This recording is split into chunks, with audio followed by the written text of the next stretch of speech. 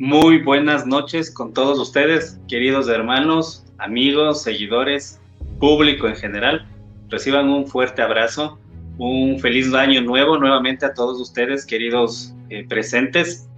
Vamos a hablar esta noche del dios Jano, como les habíamos ofrecido, no sin antes nuestros habituales agradecimientos a todos aquellos quienes hacen posible estas entregas sábado a sábado, que con mucho cariño preparamos para todos ustedes. Como siempre les decimos, para que conozcan un poquito más de qué se trata nuestra iniciación templaria, nuestra iniciación de la Orden del Temple. Muchas gracias y felicitaciones también a nuestras queridas brujitas de Casa Azul, con quienes tenemos este excelente intercambio, alianza esotérica. Muchas gracias también a todos los hermanos que nos visitan y que nos escriben de todas las latitudes, a todos los hermanos que se están uniendo a la Asamblea Internacional Templaria en todas las ramas templarias, a nuestros hermanos en Francia también, a nuestros guías, a nuestros maestros, a nuestros hermanos de España, de toda Latinoamérica, un fuerte abrazo.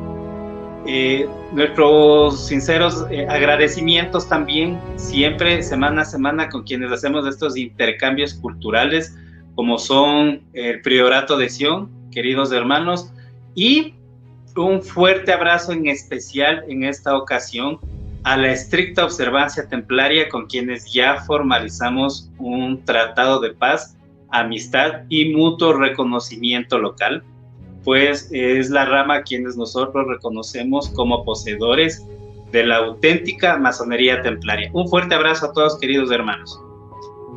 Bien, pues vamos a dar un tratamiento muy breve de lo que es el dios Jano y hacer un pequeño paralelismo con nuestra visión templaria. Estamos en estas temporadas de enero, hemos conversado y hemos escuchado en muchos sitios también parte de este esoterismo, de este misticismo, de este aspecto espiritual mágico de lo que representa enero, dentro de lo que nosotros llamamos los portales o las transiciones iniciáticas desde nuestro punto de vista templario. Pues bien, ¿quién es este dios Jano para empezar? Recordemos que en la antigua Roma, que reunía los paganismos ancestrales, ellos tenían únicamente 10 meses, por eso es que el último mes es diciembre, que justamente significa el 10º mes y era el último del calendario. Luego se amplía en el calendario gregoriano enero y febrero, dando así como resultado los 12 meses que conocemos en la actualidad, siendo enero el primero.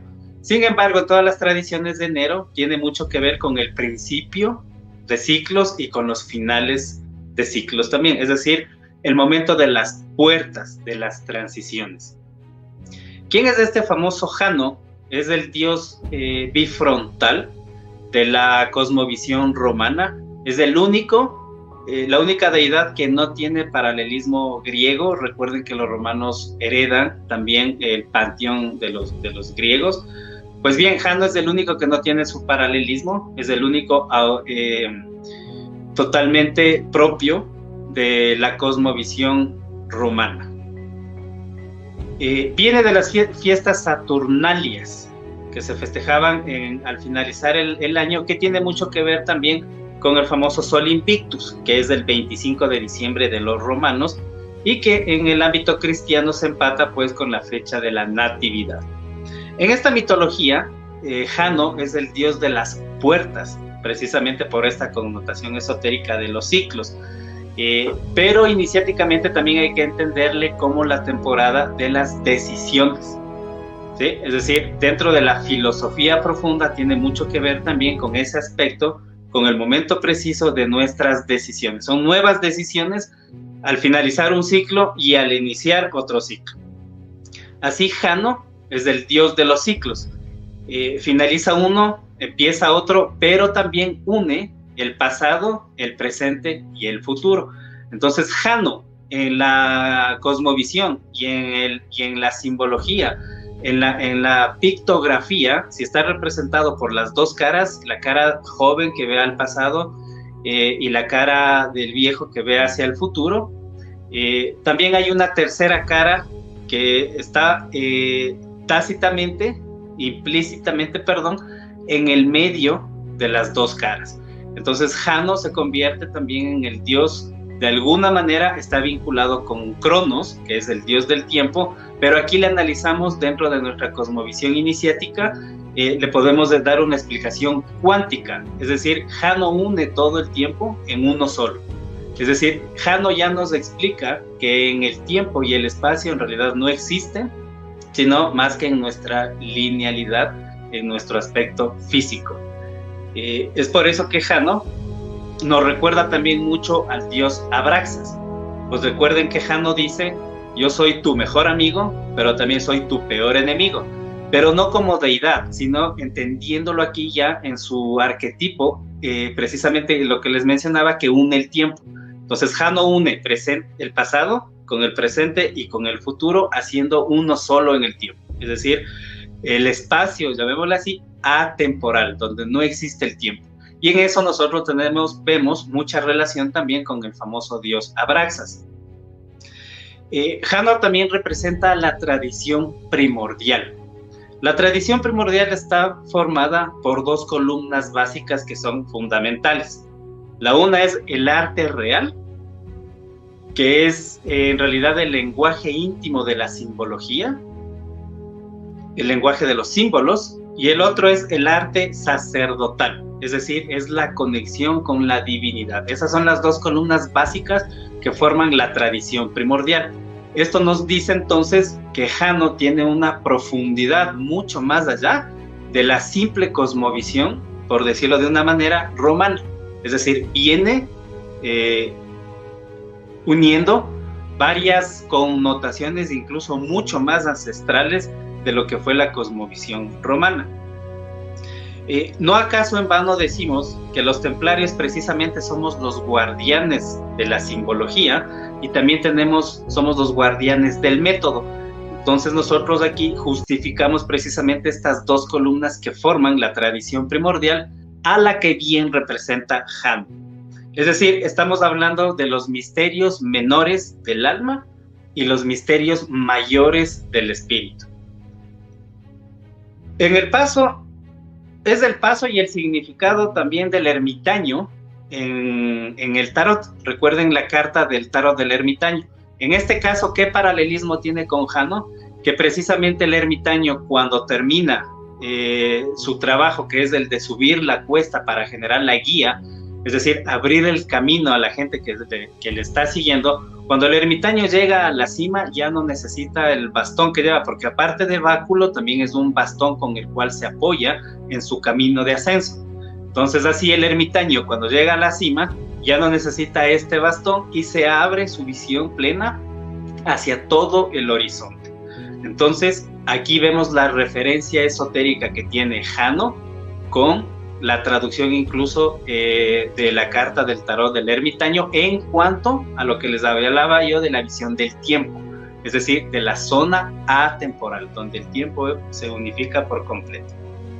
Y aquí nos referimos entonces a lo que la otra rama iniciática, como son nuestros queridos hermanos masones, hablan del arte regio. Ese famoso arte regio está vinculado con lo que llamamos el arte real, la primera columna, es decir, el lenguaje íntimo de la simbología. No le llamamos el arte real por hacer alusión a la realidad, no, sino al arte regio, es decir, a la capacidad de ir entendiendo ese mensaje, ese lenguaje de la simbología, pero en el camino iniciático. Es decir, en la medida que vamos avanzando en nuestro camino iniciático, vamos entendiendo de mejor manera este proceso de ascensión, de elevación. También es el dios del conocimiento de los hechos del pasado y del futuro, como les comentaba. Pues, como les repito, cuánticamente, entonces, se vincula el espacio atemporal. Entonces, aquí vemos que Jano no solamente maneja el tiempo como tal, ¿sí?, sino que es dueño de los acontecimientos, es decir, él es dueño del conocimiento que viene del pasado, es decir, la historia y la experiencia, y dueño del futuro, que está vinculado incluso con el nivel de los profetas que se hablaban en la antigüedad. Los antiguos alquimistas se referían precisamente a esa capacidad, no de adivinar el futuro, sino de tener una tendencia predictoria, llamémosle homólogamente, como se conoce ahora, por ejemplo, la rama predictiva, rama de la prospectiva, ¿sí? Más o menos por darles esa idea. De todas maneras, Jano representa toda esta unificación, el arte regio o real con el arte sacerdotal. De ahí porque nosotros los templarios también tenemos que decir, tenemos que reconocer que tenemos esa línea directa de semejanza con lo que significa esotérica e iniciáticamente la deidad de Jano, ¿sí? Del dios Janus. Recuerden también que es el dios de la iniciación. Si ya estamos hablando de estas dos columnas, entonces todo esto hay que entender que se vuelve un proceso iniciático. Es así que en los antiguos alquimistas la deidad, el arquetipo de la deidad de Jano estaba vinculado como el dios de la iniciación, precisamente por los ciclos, precisamente por los finales, por los comienzos, por los portales, por las puertas. Y si es el dios de las puertas, tiene las llaves. Por eso es que Jano, en su simbología, también se le atribuye el poseer las dos llaves, las llaves de oro y las llaves de plata, que está vinculado precisamente con las fiestas romanas en las que ellos colocaban en su época las familias la famosa corona en las puertas para indicar que comienza la festividad de Jano. Y de ahí viene lo que conocemos del famoso roscón, pues los antiguos romanos lo que hacían en esta festividad es regalarse el pan unos a otros, entre los unos a sus seres queridos, compartían el pan. Precisamente con este roscón era una fabricación especial y que ahora está simbolizada en las famosas coronas que se ponen en Navidad también. En las fiestas romanas se colocaban las guirnaldas de laurel, que eran muy comunes para indicar que ya iniciaba la festividad de Jano. Y esto está relacionado también con el roscón que se regalaban entre las familias. ¿No acaso también, y aquí viene una de las primeras comparaciones, Belén, en realidad se pronuncia Betelem, significa la casa del pan? Entonces ahí vamos encontrando los primeros paralelismos de todo este paganismo, también con los primeros registros ya de lo que viene a ser el cristianismo post-románico, post-Roma. De esto que les acabo de comentar, se lo puede evidenciar incluso en el proceso alquímico del rubedo y el albedo.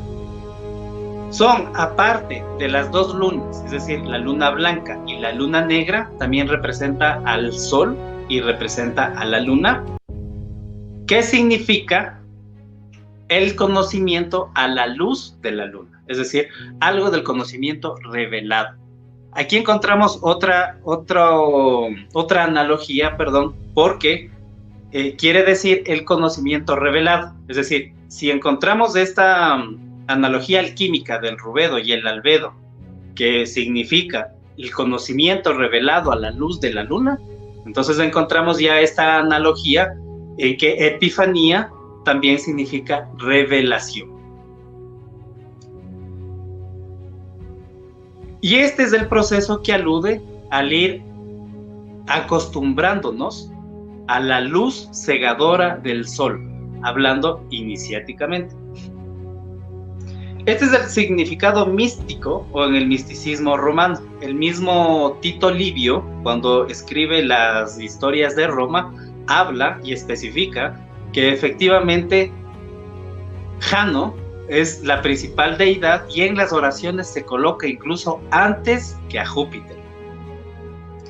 Es por eso que Jano es el equivalente de Ganesha en el brahmanismo. Entonces aquí yo pregunto, ¿no fueron los Collegia Fabrorum una extensión de supervivencia de las artes liberales que se remontan al magnífico pensamiento griego, que inspiraron a los templarios mayores del medioevo a la coordinación de las corporaciones de los oficios libres? Y es en este colegio romano, ¿no estaba Jano como principal centro místico? Entonces aquí encontramos un paralelismo esotérico muy interesante, puesto que Jano también tiene que ver mucho con el colegio de los constructores o las corporaciones de oficios libres que construyeron o que coordinaron nuestros hermanos templarios.